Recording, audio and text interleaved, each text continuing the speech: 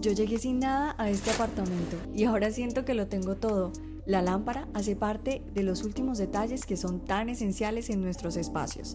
Esta vez la compré para la sala. Me gusta mucho cómo se ve, el estilo que tiene, la luz cálida y que también se gradúa a luz fría, adaptándose a diferentes necesidades.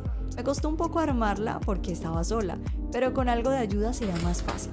Este toque hará mi sala más acogedora, porque nada se sentiría igual de bien sin una iluminación cálida.